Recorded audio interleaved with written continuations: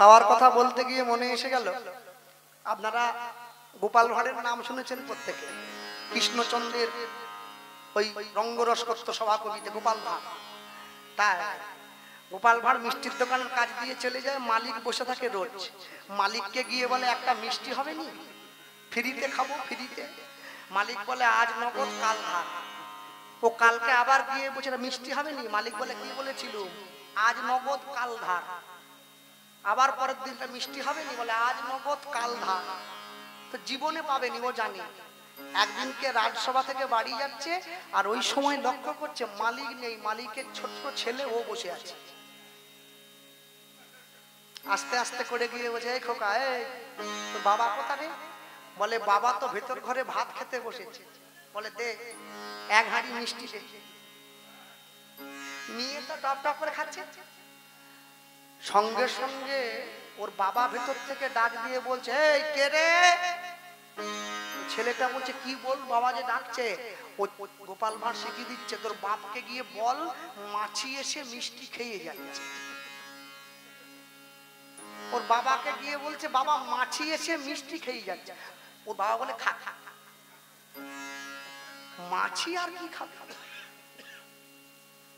গোপাল ভাঁড় বলছে দেখেছিস তোর বাবা কত ভালোবাসে আমার, দে আরেক হাঁড়ি মিষ্টি দে। ছেলে আবার বলছে বাবা মাছি কিন্তু সব মিষ্টি খেয়ে গেল। মাছি খাচ্ছে, সব ভাঁড় খালি করে ও তো বাড়ি চলে যাচ্ছে জল টল খেয়ে। ওর বাবা বেরিয়ে এসে বলে কি রে মিষ্টি কোথায়?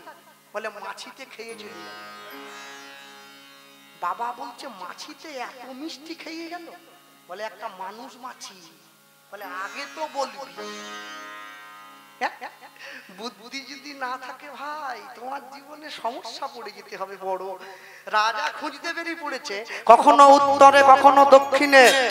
রাজা সঘনে ধাইয়া যায়, সঘনে ধাইয়া যায়। যাহা গোয়ালা দই দিয়াছিল দিয়াছিল, রাজা মিলিল গিয়া তাই, মিলিল গিয়া তাই।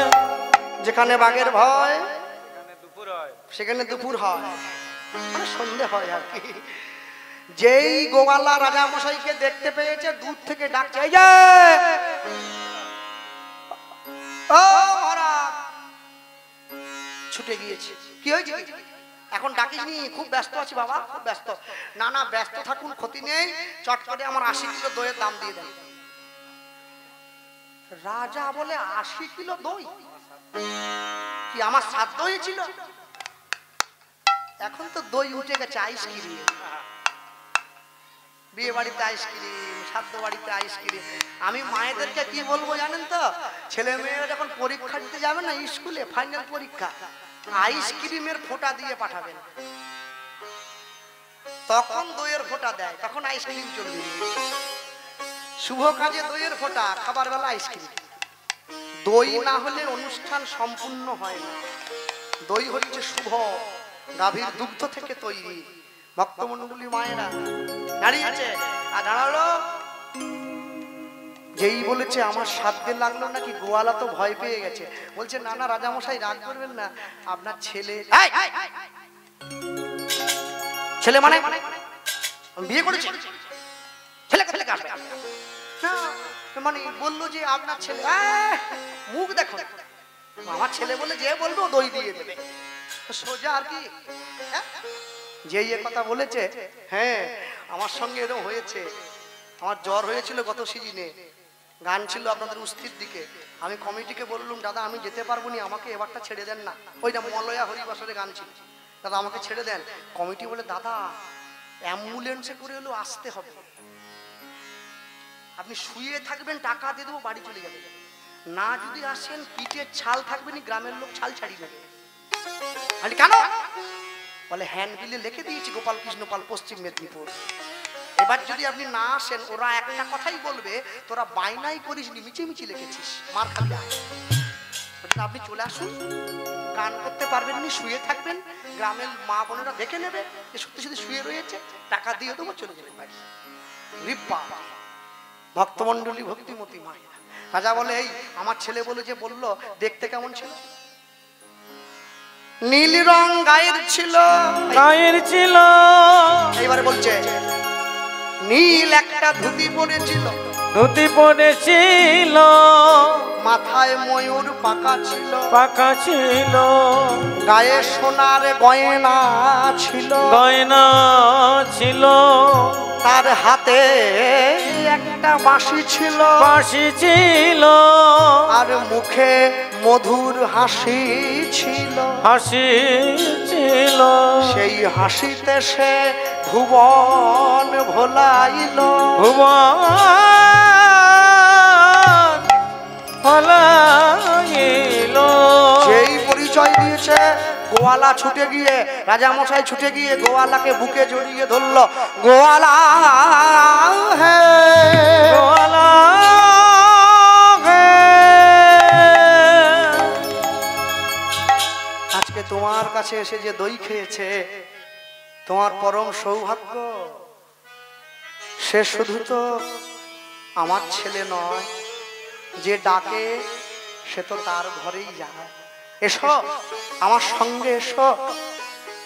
গোয়ালার হাত ধরে রাজামশাই মন্দিরে নিয়ে গিয়ে দেখাচ্ছে মদন মোহনের ঠোঁটের কোনায় তখনও দইয়ের দাগ লেগে আছে। কেশব গোয়ালা ছুটে গিয়ে ভগবানের চরণে পড়েছে, প্রভু এত কাছে এসেও তুমি আমায় ধরা দিলে না, দৈববাণী হলো। কেশব গোয়ালা, আমি কোনোদিন কারো কাছে ঋণে থাকি না, আমি শুধুমাত্র ঋণে থাকি আমার রাধারানীর কাছে। পরবর্তী জীবনে তুমি জন্ম হবে বাগবাজারের জমিদার গোকুল মিত্র রূপে, সেদিনকে আমি তোমার ঘরে গিয়ে তোমার দইয়ের ঋণ শোধ করে আসব। কেশব গোয়ালার মৃত্যু হলো, কেশব গোয়ালা জন্ম নিল বাগবাজারের জমিদার গোকুল মিত্র রূপে। মদন মোহন আর এইদিকে গোপাল সিংহের বাঁকুড়া রাজ্য দেনা হয়ে গেল। লোক মুখে শোনা যায় তৎকালীন সময়ে নাকি 4 লক্ষ টাকা দেনা হয়েছিল। সেই দেনা শোধ নেওয়ার জন্যে নিজের মন্দিরের ভগবানকে বন্ধক দিতে গেল গোপাল সিংহ বাগবাজারের জমিদার গোকুল মিত্রের কাছে। সেই বিগ্রহকে কোলে নিয়েই গোকুল মিত্র চিনে নিয়েছে এ তো আমার সেই ভগবান। প্রভু একবার যখন তোমায় পেয়েছি আর আমি তোমায় ছাড়ব না। নির্দিষ্ট দিনে টাকা নিয়ে যখন ছাড়িয়ে আনতে গেল গোপাল সিংহকে বোকা বানাবার জন্যে, গোকুল মিত্র একই রকমের দেখতে 100 মদন মোহন বানিয়ে তার মধ্যে আসল ঠাকুরটা বসিয়ে রেখে দিল যেন চিনতে না পারে। নকল ঠাকুরটা কোলে নিয়ে বাড়ি যাচ্ছে, রাস্তার মাঝে দৈববাণী হলো, গোপাল সিংহ আমি আসল নই। প্রভু চিনব কি করে? তুমি যাও, তুমি দেখবে প্রত্যেকটি মদন মোহনের নাসিকার সামনে তুলো ধরবে, যে মদন মোহনের নিঃশ্বাস বইবে জানবে তার মধ্যে প্রাণ আছে, সেটি আমি। গোপাল সিংহ ঘুরে গেল, আসল ঠাকুরটাকে কোলে তুলে নিল। বন্ধু চলে যাচ্ছিস? না চলে যাইনি, আবার আসবো, যেদিন তুই ডাকবি আমি সেই দিনই আসবো। কিছু বছর আগে পর্যন্ত অন্নকূট মহোৎসবের দিনে পালকি চেপে বাঁকুড়া থেকে মদন মোহন পায়ে হেঁটে যেত গোপাল সিংহের দরবারে। এখন আর যায় না, লোক অভাবে বন্ধ হয়ে গেছে। সেই মদন মোহনকে এনে ঘরের মধ্যে বসিয়ে গোপাল সিংহ আপন মনে সাজিয়ে সেবা দিচ্ছে। প্রভু আমায় ছেড়ে চলে যাবে না, কথা দাও। আর যাব না, ভক্তের ঋণ শোধ করতে গিয়েছিলাম তো, আর কোনোদিন তোমায় ছেড়ে যাব না। ভক্তমণ্ডলী মায়ের ভগবানের চরণটা জড়িয়ে ধরেছে, আর ধরে রাধা কৃষ্ণ প্রাণ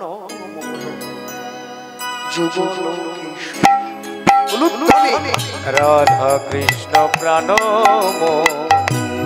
যুগল কিশোর, রাধা কৃষ্ণ প্রাণ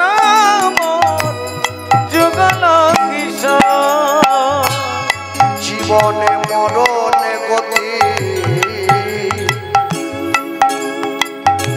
জীবনে মরণে গতি আর নাহি যুগল কিশোর, রাধা কৃষ্ণ প্রাণ যুগল কিশোর, রাধা কৃষ্ণ প্রাণ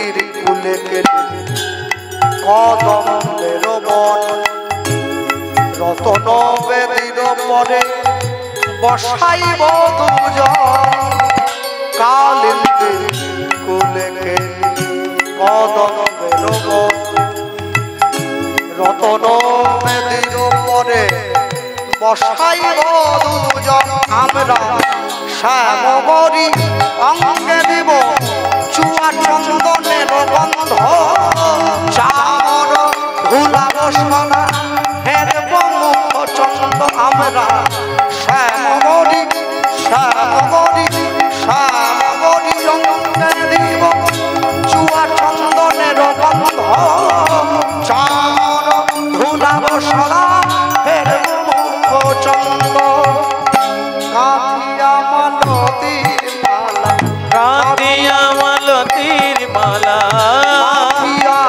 মালতীর মালা কাঁদিয়া মালতীর মালা দেব দোহার বলে আমরা কাঁথিয়া মালতীর মালা দেব গোহার দোলে অধরে তুলিয়া দেব কর্পূরতা রাধা কৃষ্ণ প্রাণ যুগল কিশোর রাধা কৃষ্ণ প্রাণ যুগল কিশোর রাধা কৃষ্ণ প্রাণ যুগল কিশোর ললিতা বিষায়াতি যত সখী বৃন্দে আগায় করিব সেবা যুগল চরণ বৃন্দে ললিতা বিষায়াতি